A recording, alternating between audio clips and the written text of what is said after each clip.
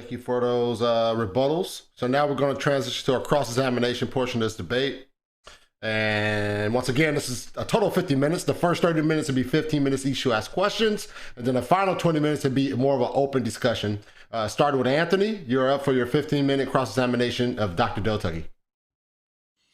All right, Dale, let's talk first about your invention of the fulfillment fallacy. Now, you've sort of switched terms here. When you talked about a fulfillment fallacy, you never actually gave examples for that. You switched to what you call double fulfillment. Those aren't the same thing, not even in your own terminology. Yes, you did. Well, let me ask my question. So you have said that Psalm 110 is originally a royal psalm that could have referred to David. Is that what Jesus says in Mark 12? Well, let's look at Mark 12. I don't know. I don't have it right in front of me. I could tell you what it says. He's assuming that it's describing the Messiah.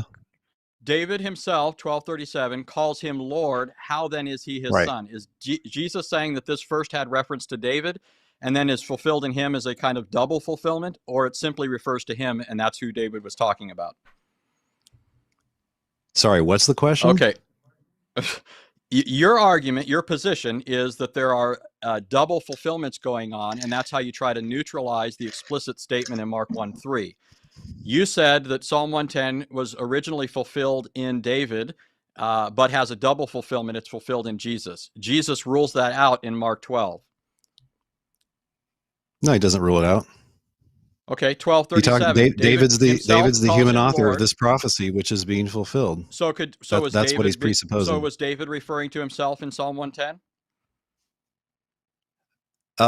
Well, he doesn't say what the original context was as distinct, but just look at what scholars say, Mr. Rogers, about this psalm. Well, I don't care what scholars say. If Jesus in Mark 12 says David, yeah, you know, because it says David was talking about Jesus. David was not talking about himself.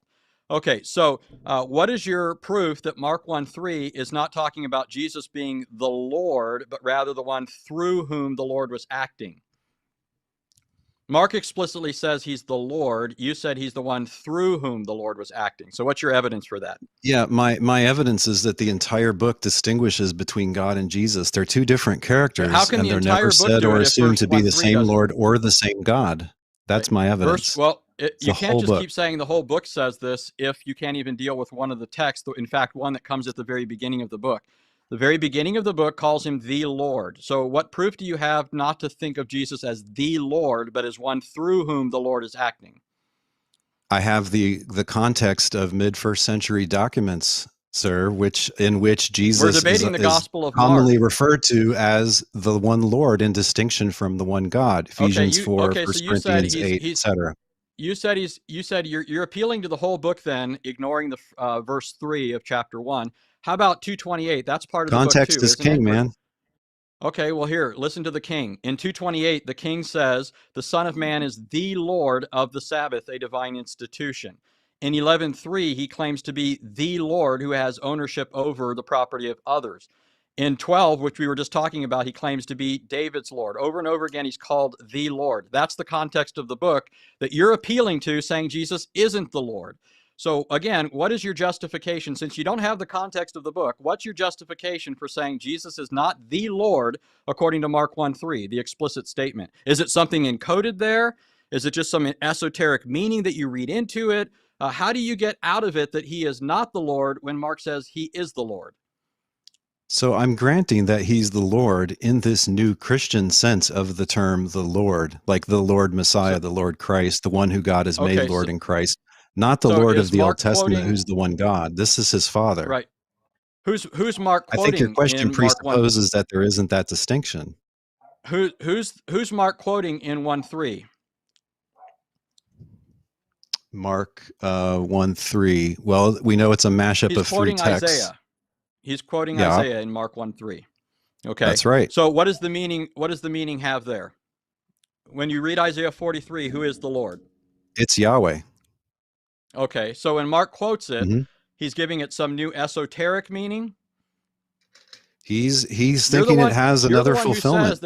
Just like I said, read what scholars say about the New Testament use of the Old Testament. If you've read what scholars say, then give me the argument that scholars gave you. they're apparently You not seem to be helping you at assuming this like a moment. fundamentalist kind of position, like the meaning in the New Testament has to be the same as the meaning in the Old Testament original Well, context, and instead of everybody calling me knows that's names, false. you can say everybody knows that. Everybody, if you're going to appeal to the majority, Dale, and count noses, well, then you're the odd man out here. Unitarians are not the majority. Okay, give me the arguments. Really? If you've read the scholars and they've convinced you of this, give me the evidence that convinced you of this. Quit just name dropping. What's so the evidence? You don't need scholars. Part of the burden of my case in this debate is you don't need scholars to help you see that this author does not confuse together Jesus and God. They're two characters. Such as when he calls him the Lord in Mark 1:3, Mark 2:28, yeah, that's right. Mark 11:3, yes, Mark 5:19. yeah, because the background is we know there's Mark a new 12. Christian use of the phrase "hakurios," the Lord, and it's not God; it's for Jesus. There's a new. Okay, you just keep asserting things. You don't have the evidence for that. Now, I thought you sort of shot yourself in the foot, so I have to ask this here. You mentioned that you think what Mark is doing in this whole blasphemy thing, and I give you kudos here, Dale, for recognizing Mark 15:29 as actually a reference to blasphemy, whereas most translations don't render it explicitly. Throughout Mark's gospel, you actually have this dueling blasphemies. In Mark 2, they accuse Jesus of blasphemy. In Mark 3, he accuses them of blasphemy. In Mark 14, they accuse Jesus of blasphemy, but then in Mark 15, Mark accuses them of blasphemy. But you mentioned that they were blaspheming Jesus, and you said, that here they are, they're blaspheming God. Well, not that Jesus is God, but that's where I think you shot yourself in the foot. So you recognize that Mark himself is presenting Jesus as the one who's ultimately being blasphemed. How do you deal with that without just shuffling? No, it's like, I mean, this is a synoptic. If I can answer, this is a synoptic theme that, to receive the one sent is to receive the sender. To respect the one sent is to respect the sender, and to disrespect the one sent is to disrespect the sender. So they're blaspheming God by insulting God's special agent here, the Messiah. Okay, so do you think that Son of God? Do you think Son of God and Messiah are synonymous terms? No, I don't think they're synonymous, but I think they're both understood in this book to be titles of the Messiah. So they're co-referential. They're understood as co-referential, but the meaning is not exactly the same thing. Yeah. Right. So Son of God would be a greater title or just an equivalent? What exactly does it say about Jesus? The flavor of Son of God in this book, as many commenters point out, is royal, because you have the kings being referred to in like Psalm 2, I believe, and other places as, today I've made you my son. Okay, and it doesn't say I've made you my son. It goes along with the Son of David and the King of the Jews theme, which are also titles of the Messiah. You see it as equivalent to the title Christ. How come Mark repeatedly distinguishes these two titles? No, it's not necessarily equivalent in meaning. Again, it's co-referential. They're both understood to be terms of Jesus. But for all I know, Mark believes in the miraculous conception. And so like in Luke 1, he may be using Son of God to mean that like God in a way kind of substitutes for a human father in Jesus's case. Okay, so you said for all I know. So you don't get that from Mark, which is what we're debating. And if you want to appeal to the other Gospels, you're jumping out of the frying pan into the fire. The other Gospels most emphatically teach that Christ is Son of God in an ultimate divine sense. John 5:17 and 18 says Jesus was Son of God, thereby making himself out to be equal with God. John 10:30, they wanted to stone him for blasphemy because he was claiming to be God by saying that he was the Son of God. So that's not going to help you. Stick to Mark unless you want to, get grilled by John and the other synoptics. But in Mark's gospel, how does he define Son of God? I don't think he defines it. I think he understands it just like the Jewish priest understands it to be a title of God's Messiah, like the Son of Man, so there you go, Son of David, and so on. But there you go again, conflating the titles. The high priest does not conflate those two titles. He doesn't use a restrictive, a positive there. He uses a form of a positive which understands Jesus not as just any old Christ, not Christ the Son of David, not Christ the Son of Aaron, but Christ the Son of God. It is that particular claim that the high priest charges as blasphemy. Why does the high priest think that's blasphemy? Is it blasphemy? You keep talking about what Jews believe. Was it blasphemy in the first century to claim to be the Christ? What the scholars say, Mr. Rogers, is that it's unclear what the notion of blasphemy was there, and for all we can tell, just falsely claiming to be the God's Christ or to be coming on the clouds with God, no scholar, to be presumptuously taking upon divine prerogatives would count as blasphemy in their eyes. Anthony, let's allow Dr. Del Tucky to respond to your answers, because it seems that you're cutting him off in mid-response. So let's allow for Doctor to respond to your I can just tell when he's not answering. Anyways, but no scholar. You keep saying scholars this, scholars that. I mean, if you had the goods, you could present the evidence. Now I'm going to play your game. No scholar says that. No scholar says that it was blasphemy to claim to be the Christ. We can even look at the New Testament to prove that that's not the case. What I said was that they say it's unclear what the Jews are assuming about blasphemy. That's what I said. There were numerous messianic pretenders in the first century mentioned in the New Testament. They're never accused of blasphemy, never put to death for blasphemy. Josephus, a first century witness, mentions numerous messianic pretenders. None of them were accused of blasphemy. Bar Kokhba was claimed to be a Messiah. Never claimed, was said to be committing blasphemy. Jesus was. Why is that? Like I said, I don't think it's clear how they define blasphemy. And notice you're just on a tear here with one detail, and you're ignoring what is in fact the main thesis of the book. I tried to talk to you about the main thesis, and you obviously stumbled there. But okay, you said it's not clear from this book. You told me something Richard Bauckham says. I didn't tell you anything Richard Bauckham says. But in any case, the Mark II, you said Mark doesn't tell us how they understand blasphemy, what blasphemy is. What do they say blasphemy is in Mark II? Why don't you tell me?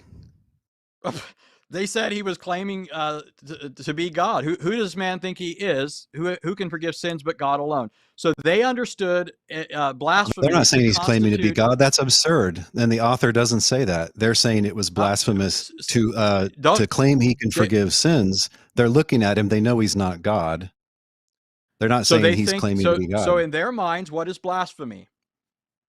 Presumably in that case, asserting this divine prerogative that you were not given, which is to forgive sins. Okay, so although they may have the foolish view that God cannot possibly delegate that, they may be assuming that, which we know is false from the New Testament. So in Mark 14, what do they mean by blasphemy?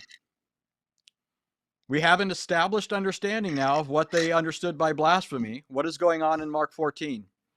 No, it doesn't follow that they have to be assuming the same thing about blasphemy in chapter 14 and chapter 2. Why would somebody think that? So show me from Mark another. Could just be a very vague notion of like disrespecting God. How are they disrespecting? They're disrespecting God, or Jesus is? It would be disrespecting God to falsely claim to be God's Messiah, or to falsely claim that you have authority on earth to forgive sins.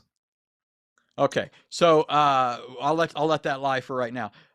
In Mark chapter 4, 5, and 6, Jesus reenacted the events of the Exodus, as I pointed out in my opening presentation. What do you think about that? Mark 4, Jesus rebukes and stills the wind and the waves, which are repeatedly ascribed to Yahweh in the Old Testament. That's what he did at creation and the Exodus. In Mark 5, he destroys a legion of demons, drowning them in the sea. In Mark 6, he feeds the multitude in the wilderness. All of these events are prototypical of what God did, and the Old Testament says God would do when he came in the future. How do you handle those texts? Yeah, I'm not sure if those reflect this new Exodus idea or not. But the problem you have is that you're basically assuming it's impossible for God to give those powers to others. We know that's false, because he does give the power to others to walk on water at least once. There's plenty of water miracles in the Old Testament, making a brick float, dividing the Red Sea, and so on. This is not a clear coded signal that Jesus is God himself. Yeah, I think in fact, we know he's not God himself. He's the Son of God. He's been telling us for chapters now by the time we get to this point. You should drop the coded language, because so far I think you're the only one that's been appealing to things that are coded here. But in Mark 4, 5, and 6, Jesus does things not only that other people had done in the past, He does things that God distinctively did according to the Old Testament. He did it in the order God did it, and he did it in a way that Mark records using the exact same language that was used for God. So, and moreover, let me ask you this. So at the end think of you're most smarter of these, than the author. He knows what he's saying. You think that he I've somehow already just told you what the stupidly author is forgot to saying. draw the Mark conclusion 1:3. that Jesus is God here. I've already He told knows you what what, he's I mean, saying. we've already talked. Okay, if you want to keep appealing to what the author allegedly says, but not deal with what he actually said, I mean, that's not going to get us anywhere. In Mark 1:3, the author told you he's the Lord. You said, no, he's the one through whom the Lord is acting. There's only one person here who's agreeing with the narrator. In Mark 4, 5, and 6, in fact, in Mark 6, look at Mark 6. How does Jesus respond to the disciples when they're afraid and think they see a ghost? It says it's me. He doesn't say a it's man, me. in other words. He says, Yes, he does. ego eimi. He says, Right. ego eimi. Right? Mm-hmm. What does that mean, Dale? It means it's me. It's idiomatic Koine Greek for it's me or it is I or I'm the one. The conspiracy theorist will read a divine statement here, but that's just not responsible. All right, that's time. All right, Dr. Dale Tucky, you're up for your 15-minute cross-examination of Anthony Rogers. Okay, Mr. Rogers, do you think that God could empower you to walk on water? Sure. I mean, I don't have a problem with that. That's not been the basis of my argument. Good. Me too. So I think a if mere Jesus man were like present, Peter could be empowered. Yeah, not in Mark's gospel. That's not the point Mark is making. So do you think that God could empower you to rebuke the winds and the waves when you were out, on a fishing boat? No, I think that's a signature act of Yahweh according to the Old Testament. This is what God does in the Old Testament. It says, this proves that I am the Lord. And so if other people could do it, then it would mitigate the force of that as a divine token. Okay, so you think it's impossible for God to empower another person to do that? Yeah, I think there are things that are distinctive to God. There are things that God can't do, right? We say that God can do all things, but that's just shorthand. Let me give an answer. You don't want me interrupting you. God can't lie and so on. No, God can't lie. God can't deny himself. God couldn't create another God, right? He couldn't create another being that's omnipotent, omniscient, omnibenevolent, and so forth. He alone is God. And so I think there are things that are distinctive to God that he couldn't communicate to a creature. Certain things are incommunicable.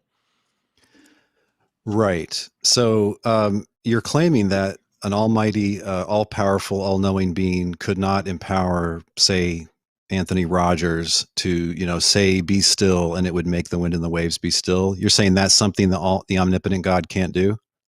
Well, I think you're confusing things. I mean, he could tell me to speak, but it wouldn't be me actually causing the action. God would be the one doing it. In Scripture, in Mark's gospel, that's not what's happening. You keep talking about Jesus being given authority. The one thing totally absent from Mark's gospel is any statement of Jesus doing anything by someone else's authority. It doesn't say that anywhere in the book. Yes, he implies that it's by the authority of heaven, just like the ministry of John the Baptist. You could say it's implied, but you keep criticizing. Sometimes implications are just as clear as explicit statements, as you know. Well, then quit complaining when I appeal to something. If you're making an impossibility claim, Mr. Rogers, if you're making an impossibility claim about God, the way to show that something is impossible is to derive a contradiction from it. And I don't see how you derive a contradiction from this scenario. God tells Anthony Rogers, hey, in a minute, I want you to say, be still, and your words will thereby stop the storm. I don't see any contradiction there. And so your claim, is your claim just based on that only, here's the question, is your claim based only on that only God is described as doing it in the Old Testament? Well, it's more than that. It's more than that. And so if you're paying attention, you'll hear this as like the fifth time I've said it. Jesus did what God did. Those things that God said are definitional of who he is and prove who he is. Throughout the Exodus, he says, I'm doing this so that you might know that I am the Lord. So these are signature acts of God.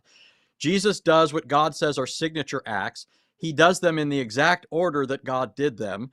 And he does them in a way that Mark records the very language he takes from the Old Testament for Yahweh doing them and applies them to Jesus. So walking on water, is that a signature act of God? Well, I would say that it is in this sense, in Mark's context. Jesus is the one walking on the water. When you appeal to Matthew, Matthew is doing something else. It's obvious that Peter does not have this power because Peter begins to sink. It's because Jesus is present that he makes the water like a floor. But it's very different than what's going on in Mark. Mark is not presenting Jesus as walking by somebody else's power, as is the case with Peter. Jesus is doing all of this by his own prerogatives. He's the one exercising these prerogatives. Jesus gives authority in Mark. He's not the one given it. He is acting as Yahweh so that you throughout know these that texts. the Son of Man has authority on earth to forgive sins. Yes, every reader understands that he's been given authority on earth as Son of Man. Here's my next question. You say Do you every think reader I could understands empower that. We're you? having a debate. I believe I'm questioning you. Do you think that I Okay. could empower you to literally forgive a monetary debt that someone owes me? Like, could I send you to the guy that owes me $100? And could I say, Anthony, if he's sorry and humble, I authorize you to forgive the debt. Could I do that? Well, first of all, you're assuming that Jesus was authorized, and you haven't established No, just answer that. the You just keep question. saying it. I'm asking you a Everybody question knows that. about me and you. Okay, Could I you're asking a authorize you to question based on a forgive my false debt? assumption. But yeah, you could do that, but that's different. God reserves the Okay. right to Could forgive I sins against authorize himself. you to could I authorize you to forgive a wrong that somebody did against me? Yes, but you couldn't authorize me to forgive sins against somebody else. Okay. So then similarly, God could authorize Jesus to forgive sins, just like Jesus authorizes the apostles to forgive sins in John 20. I know it's not the same book. It's the same century. This is early Christianity. Dale, the problem that you have that you keep missing, if you want to You appeal can't to cite the John, scribes as the authority for this idea that only God can forgive. hold on. If you want to appeal to John, then I'll happily go to John. In John 20:23, the disciples are given authority. Who gives them the authority to forgive sins? Now, I understand that in a ministerial and declarative sense, not a magisterial sense. I think they're declaring divine forgiveness on the basis of repentance and faith. But who is it that gives them this authority according to verse 22? It's Jesus who gives them this authority. Moreover, why does Jesus have this authority Okay, wait, this according is to my John? questioning time. Yeah, Just five just like verses Jesus later, authorizes them to cast out demons in this Dale, gospel. Jesus is called God by Thomas. That's why Jesus can authorize the This is disciples another that debate. exercise this Yep. ministerial Mark authority. doesn't do that. So if you Let's want stick to with appeal Mark. to John, then you're appealing to somebody who, is not your friend in this debate.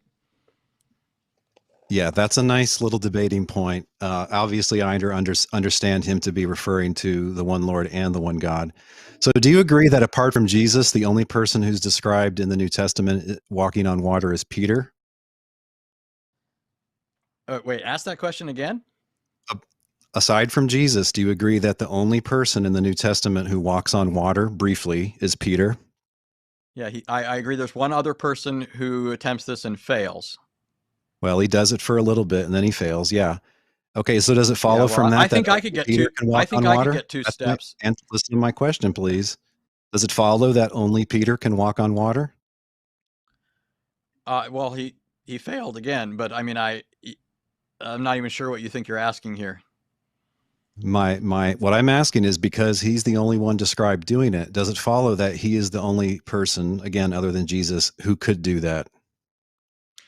I think just like Jehovah delivered an entire nation through the waters of the Red Sea, could safely deliver an entire nation over the top of the waters.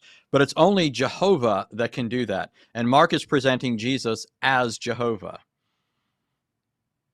Total and complete misunderstanding of reading comprehension. Marlon, how much time do I have left? You have 7 minutes. Your time is at the top, about 7.5 minutes at the top of the screen. 7 minutes left or 3 minutes left? About 7.5 minutes left. 7.5 minutes. Okay, great. Mr. Rogers, do you think that the one God is tripersonal? Yes, but in our debate, we're focused on Jesus. Yeah. So do you think that Jesus is tripersonal? No. Good. Okay, so there's a simultaneous difference between the one God and Jesus? Namely, that Jesus is not tripersonal and God is tripersonal? It depends how you're using the term. In both cases, you're using the terms differently. I say that each person Which term? is... the term God, and I think you know that. You've been around the block on this issue before. The question in our debate is whether Jesus is God. And by God, I mean that he bears the divine name, has divine essence and nature, has divine attributes, exercises divine prerogatives, all of which I've already proven on the basis of explicit Markan statements. He's called the Lord. Okay, so you're saying not that Jesus, he's called the, let me get clarification here. Are you saying not that Jesus just is the one God, like they're one and the same, but you're saying that Jesus is very closely related to the one God, like they share the same essence? No, well, you've conflated a number of confusions there. What I'm saying is that Jesus is the fullness of deity in the flesh. So when you say Jesus is the one God, you just mean that Jesus is divine and not merely human. I mean that Jesus is by essence all that his Father is. Right. You don't mean that he's the Trinity, so you don't really mean that he's the one God. All three persons share that same divine essence. Let me put it this way. If you want to be philosophical, although we're not, this isn't a philosophical discussion. If you want to be philosophical, I believe that all three persons are numerically identical to the divine essence, but numerically distinct from each other as to their personhood. I don't conflate being and personhood. Okay, so you define the Trinity as implying an obvious bunch of contradictions, because if they're identical to the same thing, they're identical to each other. That's just how identity works. No, I made it very clear. They're identical as to their essence. They're distinct as to their personhood. Personal properties are distinct from the divine essence. So you think one and the same God can be tripersonal and not? Yeah, Dale, welcome to Orthodox One and the same God can be Father and not? The church has been confessing this for 20 centuries now. Wouldn't that be nice? Yeah, it is nice. I happen to know something about this. Okay, so when you say Jesus is God, you don't mean that he just is the one God. You mean that he has a divine nature. I take it that's your meaning, following the creeds. I gave you my meaning. You don't have to, swap words out. I believe Jesus is that he's identical to the divine nature, the divine essence, and so is the Father. He is the Lord. Mark 1:3, Mark 2:28, Mark 5:19, Mark 11:3. He is the Lord. He just is the Lord, and the Father just is the Lord too, right? Mark does not present these two things as problematic, that you see as problematic. Mark has no problem. This isn't philosophical, by the way. This is just what the heck the actual thesis is that you're arguing for.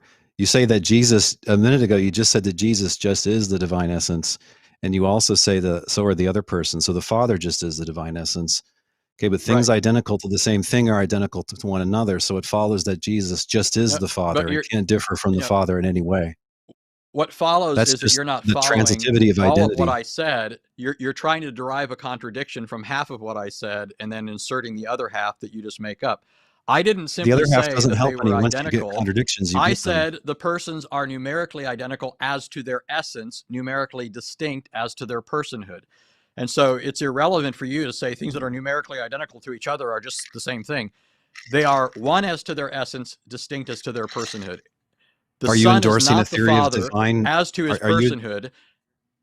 Are you endorsing relative identity theory, so that like Jesus and the Father are the same being but different persons? I'm advocating Orthodox Trinitarianism, which precedes all of your philosophical mumbo jumbo, which isn't even in view in Mark's gospel. Mark simply identifies Jesus as the Lord, and that's what I'm defending in this debate. That doesn't require understanding him as the Father, although the Father too. So do you think that Lord. Mark? Do you think that Mark assumes, like Paul, that Jesus is essentially immortal?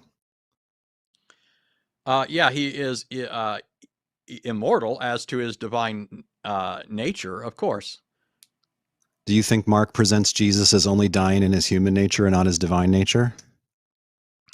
Well, that's not the way I would put it.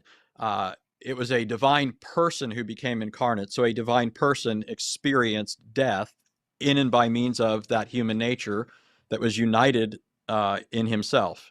United. Right. I know what orthodoxy says. I know what the right answers are supposed to be. But as far as what Mark says, where does Mark say or imply or assume that there is a divine nature that goes on living while there's a human nature that dies? Well, I mean, in the first place, see one character there who dies. Hold on, slow down. If you're going to ask a question that Mark doesn't address every question that we all have. We have the rest of the New Testament to try and tackle a lot of these sorts of things. But Mark does make it clear that Jesus has power over life and death.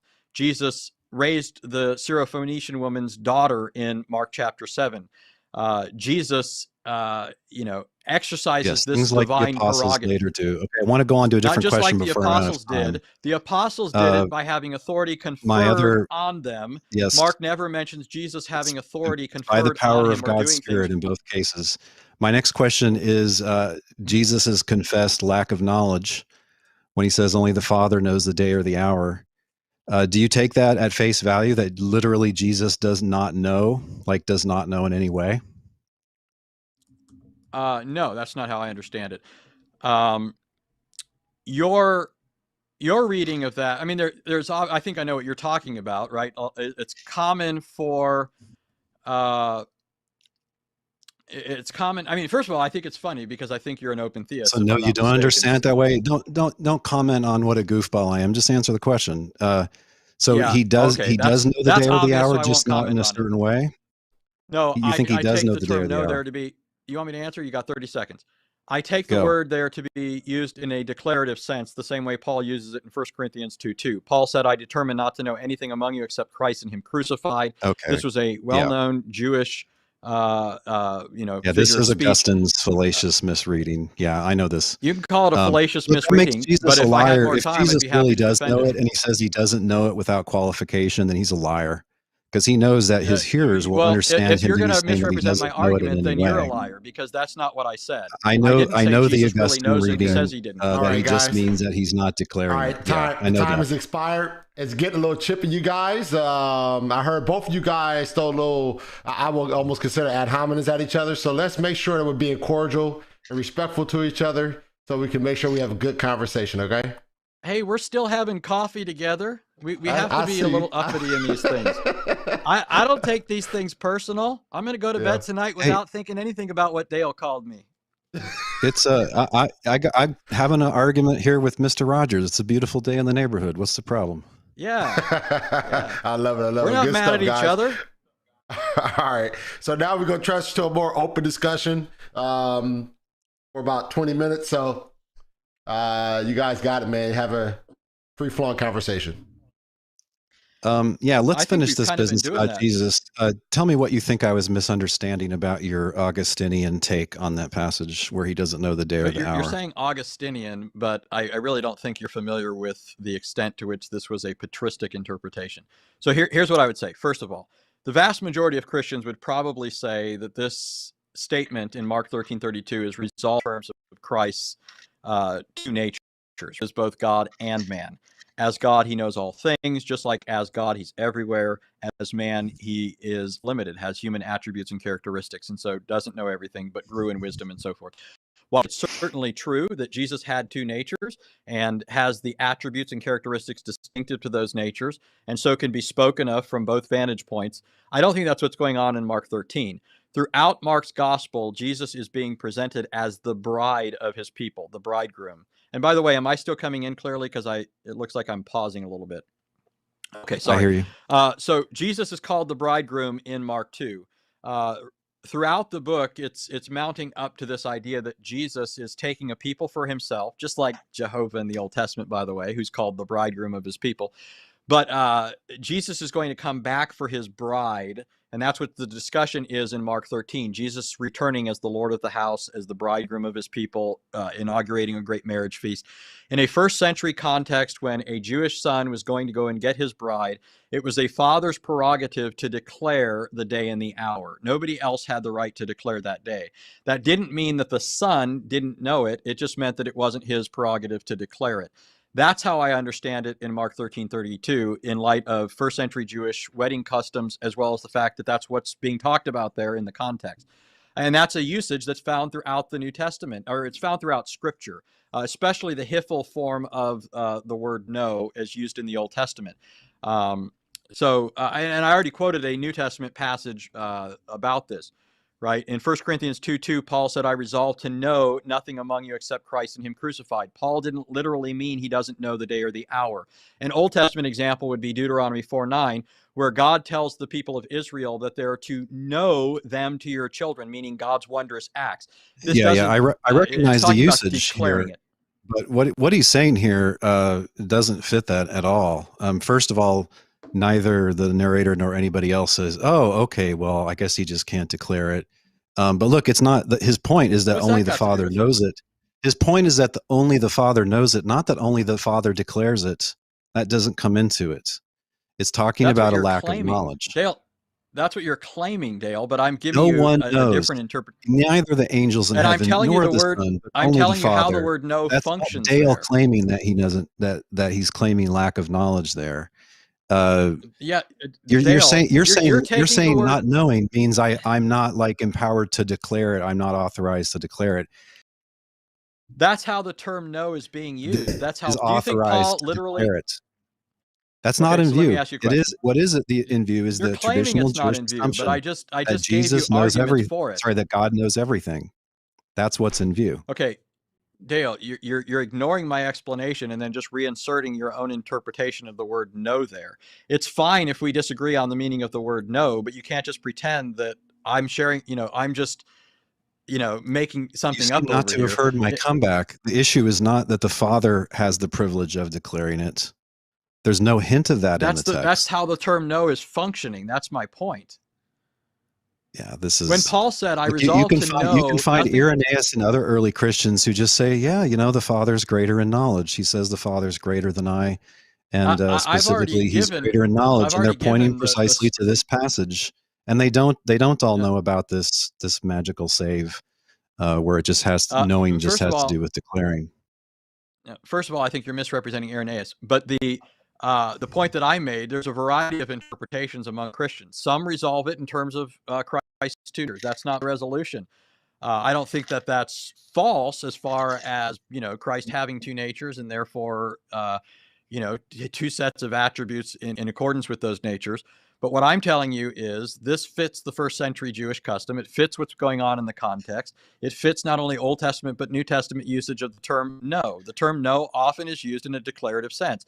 For you to ignore my observation about that, this widespread two natures explanation tells me that my understanding, which is very straightforward, is correct. That is why everybody has to labor to overcome the obvious meaning of it. So yeah, I understand your suggestion. I don't find it plausible. I guess the listeners can judge.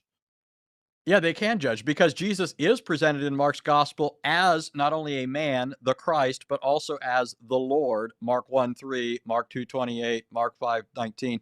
But now let me ask you a question, since we've gone back and forth a little bit on your question. In Mark chapter 2, we're told that Jesus knew the hearts of the Pharisees. He knew what they were reasoning in their hearts. Is this a signature act of Yahweh according to the Bible, or is this one of those things that you say is not a signature act of Yahweh? It's just something anyone can do if God gives them the power. What does the Bible say? It can be both. It can be both. It can be something that's distinctive of Yahweh. And he says, there's a few Old Testament passages that say, "Hey, I'm the one who knows the hearts of men." And yet it's clear that sometimes prophets get supernatural knowledge and know what's going on in the hearts of men.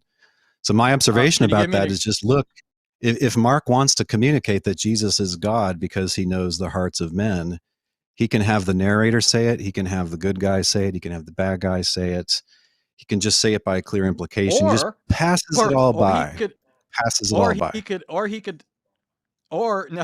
Or he could use the exact same language used for Jehovah that should have been familiar to any person in the first century, and that would have been an obvious tip-off, rather than somebody just dismissing. But what does the Old Testament itself say? Does it simply say that God? Wait, does it simply say that God knows the hearts? And give me an example of anybody knowing the hearts. Where are you looking at? Where's the exact passage you're looking at? For 8. 2:8. Why do you raise such questions in your hearts? He perceived in his spirit they were discerning these questions. 1 Kings I thought we were on chapter 39. 2.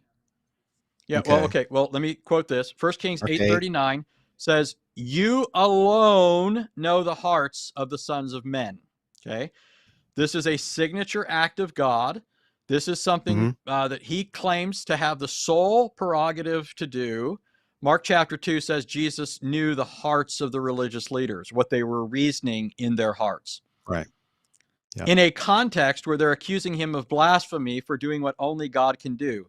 So here you have not only the Pharisees accusing Jesus of blasphemy for claiming a divine prerogative, an exclusive divine prerogative. You even have Mark saying that Jesus did something which the Old Testament says God alone can do. Do you really think that Mark is saying he's just a man, fellas? Yes, I really do think, well, I wouldn't call the Christ just a man, but yeah, look, by distinguishing Jesus from God in all the ways I mentioned in my opening statement, that's an inoculation to keep you from confusing Jesus with God, like, say, the modalistic monarchians or oneness person would confuse them. And the differences tell you that they're not the same. Dale, and so, this is why. If you want to keep talking, this isn't a conversation. I'll just keep talking. Go ahead. I'll just keep talking if you're going to keep talking, Dale. So you keep saying if Jesus is called the Lord, he can't be the Lord because he's constantly distinguished from the Lord in the book. But I might just as well play the same game. He is not truly the Lord because Jesus is always called Lord in the book. And so all these other occasions must just mean that he's someone through whom the Lord is acting. You're not making any sense. There's not one meaning of Lord. Of course I'm so making sense. In Mark 1:3, it's an Old Testament text about the Lord, who is Yahweh, by your admission, being applied to Jesus. I'm not giving it a new meaning. You are. You're giving it a new meaning, not me. This is just so a Mark typical New 1:3 calls Testament Jesus use of an the Old Lord. Testament passage, just like Psalm 110:1, like we discussed already. Yeah, we discussed it, and you utterly failed to neutralize the significance of that testimony to Christ's deity. You appealed fallaciously to a double fulfillment, which you couldn't prove, which contradicted the way Jesus uses that text. So back to the issue. No, how do you deal the way with that Jesus uses that text? being called? Look up what scholars say about Psalm 110.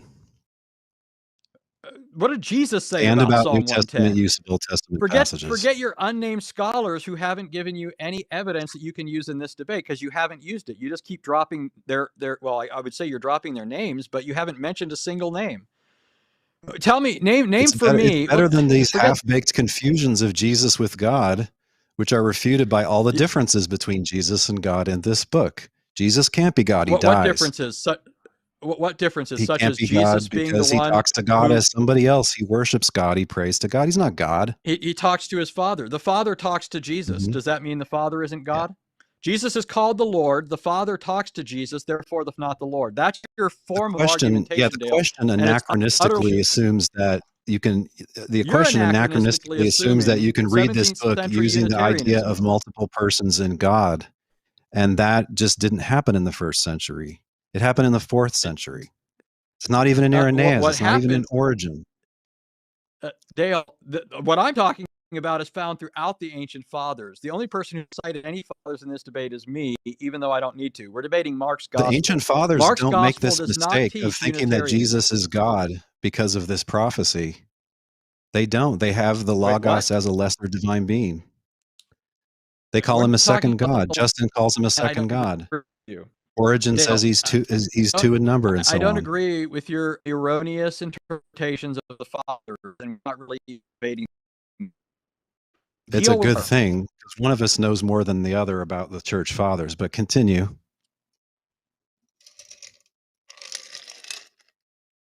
Sound like I lost. Fathers, father, happy to do that.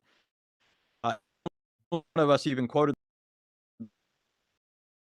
Yeah, Anthony, it sounds like you're going in and out. Look like we might have lost your feed there. You're going in and out. Numerous. Who is? Am I here? Yeah, it looked like we lost you for a minute. I think your audio's still there, but your video's frozen. Okay. Well, if you could, I'm good. Can you still hear me? Yeah, you're still going in and out. Should I come back in? All right, look like your audio came back now. Should I go out and come back in? Yeah, you could go out, come back in. Yeah, you could log out and come back in, Anthony. Sorry about that, Dale. It's probably just the internet signal. Yeah, no problem. Should be coming back here soon. Sorry, everyone. We're working on that, trying to get everything back.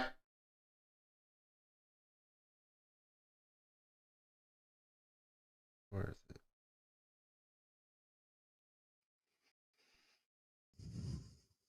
We're just waiting for. There he is. Anthony, you back? You good? I'm back. I'm good. All right, all right. So we can continue on where we left off at. Okay, let's talk about authority, Dale. We haven't really done that too much. You hear me? I'm hearing, yes. Mm-hmm. Oh, okay. I didn't know if we were frozen again or not. Actually, let's we're talking about knowledge. I gave an interpretation of Mark 13:32 that you disagree with, which is fine. We're probably not going to be able to resolve that between us today. Either way, there are two viable options as a Trinitarian that are open to me: either resolving it in terms of Christ's two nature, or recognizing the first century historical context of Jewish weddings, that the term "know" can be used in a declarative sense and is in the New Testament. But I pointed to Mark 2, where Jesus knows the hearts of men, which the Old Testament says is a signature act of Yahweh. God alone does this. This is an identifiable prerogative of God. So what's some other examples throughout Mark where Jesus knows things? For example, Mark 3, we're told that Jesus knows that the people, in fact, in Mark 3, it says that Jesus looked around at the people and was grieved at their hardness of heart. Before they do anything, Jesus looks at them and is grieved by their hardness of heart. Do you have anything in the Old Testament where any prophet you've claimed that this is something that other people did? Any example of somebody knowing the hearts in the Old Testament? Off the top of my head, I can't think of how that phrase is used for a prophet. But look, we're all familiar with prophets, that they can have supernatural knowledge given to them. They can even speak first person on behalf of God. They can pronounce judgment and so on. They can do all kinds of shocking things that are considered a prerogative of God. Not when the scriptures say that God alone. This is true. God alone, but to interpret that in a sense where it's like metaphysically impossible for God to share is just flat and overreading. It's not justified by that statement that God alone does that. Especially given what we see in this book. Look, chapter 2. This is the clearest point. This is the clearest statement, I think, about authority. He says, "But so that you may know that the Son of Man has authority on earth to forgive sins." And when he calls himself the Son of Man, he's calling himself human, first of all, but also he's referring back to that guy, to that one like a Son of Man in Daniel 7, who's distinguished from God. This one who in the future is going to get all this wonderful stuff given to him by God. So when he says that the Son of Man has authority on earth, he doesn't say that I as God have authority on earth, which would be a very easy thing to say, by the way. Okay, so he's saying that actually, as somebody else, I have obviously been given by God this authority. And that's how most interpreters read this book. Yeah. So let's note a number of problems for your thesis there, Dale. Not only have we these two references in this very context to Jesus doing things that only God can do, forgiving sins and knowing the hearts of men, something admitted not only by the Pharisees, whom Mark is presenting as a foil for Christ's claim, but also by the Old Testament, 1 Kings 8, God alone can know the hearts of men. But in this context, when Jesus says he has authority on earth to forgive sins, and he refers to himself as the Son of Man, you say this is with reference to Daniel 7, which I agree with, and you said in light of this future authority that he would be given. But here Jesus is already exercising this authority, and moreover, the very description of the Son of Man, the reason it's so puzzling to Daniel is precisely because this Son of Man is being described in patently language. The Son of Man comes up to the Ancient of Days riding the clouds of heaven. Once again, this is a signature act of Yahweh. I mean, deal with the passages. I mean, that deal with this. Yeah, it's not Yahweh. Yahweh is 26. the Ancient of Days. This one is brought to Yahweh. It's patently two different ones. And to say that, oh, he's coming on the clouds, there's no question that it deals with two persons. There's no question that it deals with two persons, but you're assuming that God himself is only unipersonal, which I don't grant. There's no question that in the first century, there's no idea of God as multi-personal. And that is why you cannot import that 4th century idea into this 1st century book. And I don't buy your fringe views that somehow all the Jews thought this. You don't even see it in the New Testament, Anthony.